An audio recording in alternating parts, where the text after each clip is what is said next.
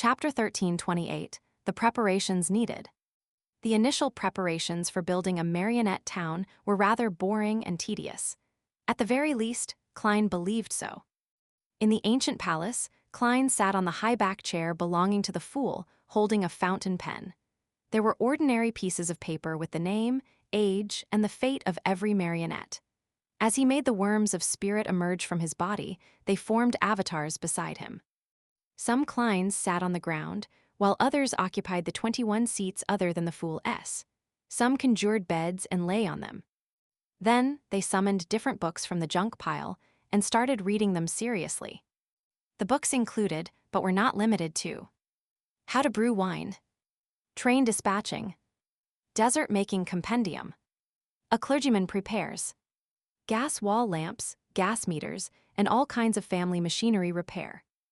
Dasilicacy, Harbor Management, Foundations of Law, Ladies' Aesthetic magazines. These were specialist knowledge that different marionettes needed to grasp. Only by doing so would they be able to act their roles well, allowing him to be realistic in every aspect. Even if they were to engage in a deep conversation with outsiders, they wouldn't expose any problems. It wouldn't be difficult for Klein if he just needed to simply memorize the knowledge, but he had to truly grasp and apply it. Furthermore, he couldn't confuse his characters. He couldn't let a burly and strong switchman with a low income be talking about the wonders of a particular skincare product, or which silk cloth was flawed.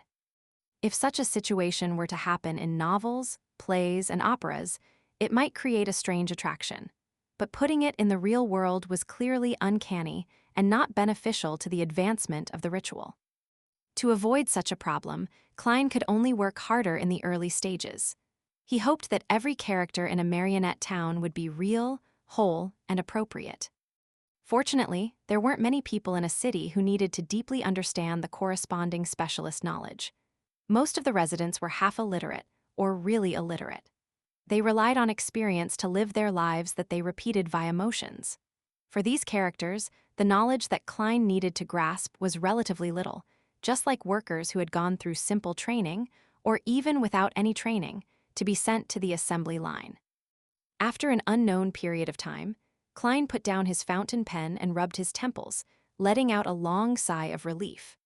He had finally written down the information about nearly 5,000 residents in the marionette town, and his corresponding knowledge preparation was almost complete. This is like a super large-scale movie directed by a director, and with me being the scriptwriter. Same for the lighting engineer, the makeup artist, and all the actors.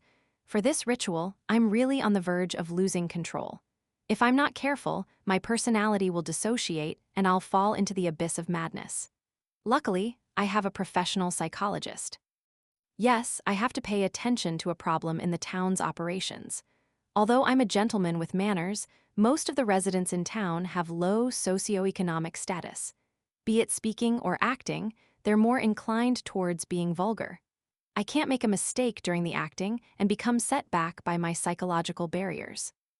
Klein sighed silently as the avatars around him disintegrated into worms of spirit before he got them to burrow into his body. Of course, this wasn't all. There was also one, Klein, who maintained his previous state, preparing to be on Sephra Castle duty. In the next second, Klein returned to the real world and took out creeping hunger from the historical void.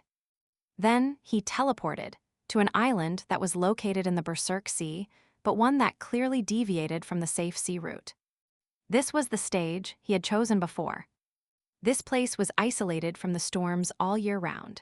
There were no signs of human activity, only a large forest and animals that lived off the forest. Klein looked around and chose an open area. He pressed his right hand to his left chest and prayed sincerely, "I wish that there's a city suitable for 5,000 people here." Just as he said that, Klein raised his right hand and snapped his fingers. Suddenly, this open area became extremely flat. The surrounding forest also receded greatly, providing large amounts of wood, stones, and soil. Almost at the same time, buildings rose up from the ground. They took form with stone and wood. The highest wasn't more than 4 stories high. The style was closer to the Lone Kingdom's Daisy Bay. In just the blink of an eye, residential buildings, a library, a police station, a telegraph office, a city hall, a small hospital, a candy factory, a water plant, a gas company, a steam locomotive station, parallel train tracks, and plantations outside the city took form.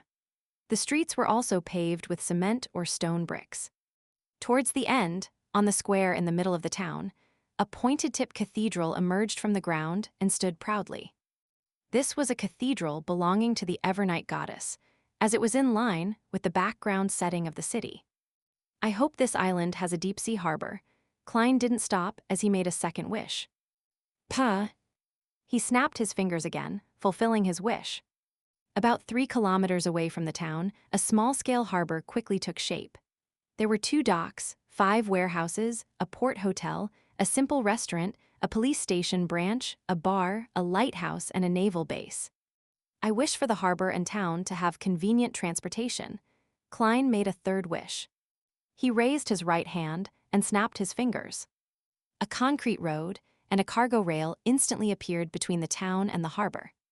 According to Klein's plan, a portion of the harbor was prepared for visitors by sea. The town was mainly for outsiders from the northern and southern continent. As he looked at the empty city with admiration, Klein pressed his top hat and teleported to the municipal square. He walked step by step into the cathedral named St. Ariana Cathedral. The cathedral's door was open, and it was dark inside. After an unknown period of time, 3 figures appeared at the door. They were a 30-year-old gentleman in a formal suit with a tie, an ordinary-looking and gentle-looking woman, and a child who was dressed like an adult. The woman took a few steps with difficulty before stretching her neck. Then, she smiled and reached out her hands to hold the gentleman's arm. The gentleman had a faint smile on his face. As he allowed the lady to lean on him, he reached out his right hand and held the boy. The little boy was skipping about, appearing very lively. Their actions were a little rough at first, but the more they walked, the smoother they became as they walked through the square.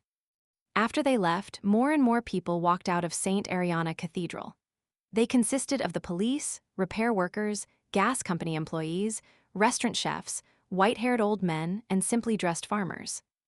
In the next hour, people constantly came out of the Evernight Cathedral. They either turned to different streets and went to different places, entering different houses, stopping at the square, or enjoying the pigeonless scenery. During this process, the number of people that came out had exceeded the limits of the cathedral's capacity, but there seemed to be no end to the people, as though the interior was connected to another city. After another 15 minutes, the entrance of St. Ariana Cathedral finally fell silent. However, there were rats, cockroaches, moths, ants, flies, and mosquitoes creeping outwards. Finally, a colorful window at the top of the cathedral opened. White pigeons flew out and landed in the middle of the square. The people who had stayed there came to life completely. Some teased the pigeons, others looked for hawkers, while some played a 7-string guitar and others smiled as they conversed with their friends. A man wearing a top hat and a trench coat and carrying a cane left the municipal square. He came to the other side of the town and stopped in front of a wooden board. He took out his tools and wrote the name of the town on the wooden board. Ihernam. After some thought, the man wiped away Ihernam and wrote another name. Utopia. Backland, inside the Hall family's luxurious villa. Alfred has already boarded the cruise ship back to the northern continent. Audrey didn't hide her surprise. It was September 1352. In the past half a year, Audrey didn't spend too much effort to make her father give up the thought of returning to East Chester County for the first half of the year. This was because there was a pressing need to rebuild Backland and Constant City. The kingdom's political scene also needed a new balance. Earl Hall had too many things to handle and wasn't in the mood for a vacation. Therefore, whenever Earl Hall was put in a difficult spot, she just needed to take the initiative to say that she was willing to remain in Backland and return to East Chester County in the next 6 months to have things develop as she wanted and receive praise for. As for the psychology alchemists, they didn't rush her either.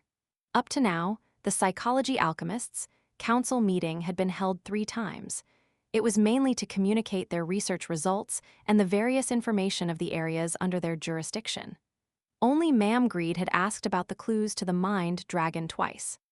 To be frank, if Mr. Fool hadn't reminded Audrey to take note of the rabbit, Wrath, and the easily forgettable president, she would definitely find the conference interesting. Mr. Rabbit had plenty of ideas, but she remained as vigilant as ever. Yes, the liner has already left the harbor. Earl Hall smiled and nodded. When Alfred arrives in Backland and completes the necessary social intercourse, we will return to East Chester County for fox hunting. Autumn was the best time to hunt foxes. Audrey tersely acknowledged. All right. As a major general in the army, Alfred didn't follow the naval fleet to Daisy Bay. Instead, he led his adjutants and squires and boarded a steam-powered sailboat hybrid for Pritz Harbor. After traveling for nearly 2 days, they encountered a storm in the Berserk Sea. As the ship shook violently, the sailors on the observatory saw some light through their telescopes. It came from a lighthouse,